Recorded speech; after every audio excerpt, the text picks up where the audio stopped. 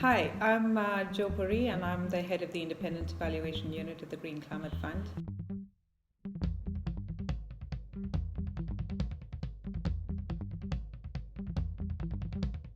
So, at the Independent Evaluation Unit, we're committed to producing high quality, trusted evidence that can help to inform policy in climate, which also means investments, and which can lead to greater impact.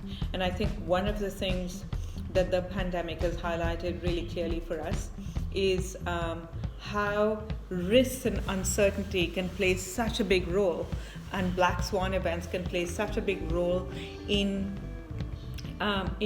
our day-to-day lives, but also in decision making and in strategies, and how they must be incorporated not just at the macro level, but also in the micro level.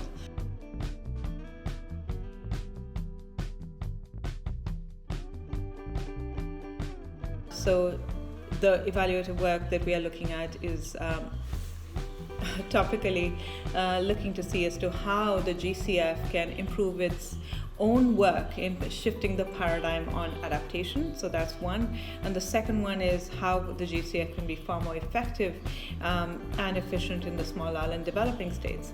And ironically, the pandemic has made it very clear and manifest that it is really important to think about uncertainty, risk, and black swan events when we are thinking about the future fit of institutions. So essentially, for a long period of time, the world has sort of confounded vulnerability or lack of vulnerability with income levels. And I think what the pandemic is doing is throwing that argument out of the window. Hoping also very much that we can say a lot more about preparedness. We can say a lot more about equity, because it's really becoming clear that equity and justice have to be a key part of every scientific piece of work that we do at the IEU, and every piece and a key aspect of strategies that we help to inform. Our expectations are that this will go on for a while. It will continue to be disruptive. I think what it is also making us ready for is this idea of a future fit. In the pre-COVID world, we depended far more on airplanes, and we depended far more on face-to-face meetings. So I think what we are learning is that, from my side, is that one, we're far more resilient than we think we are. Second, we are also far more out of the box than we think we are. I think we have to overturn some concepts. There have been some urban legends that we have held dear for a very long time that this pandemic is driving us to rethink. One is this idea of GNP. GNP is a measure of welfare and of well-being in the world.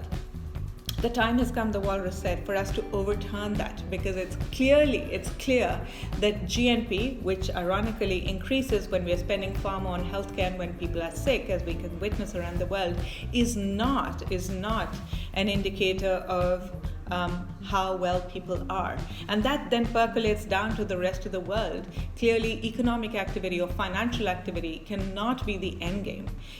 I think we have to draw encouragement from everyone who is recovering, everyone who is keeping a positive bent of mind, and everyone who is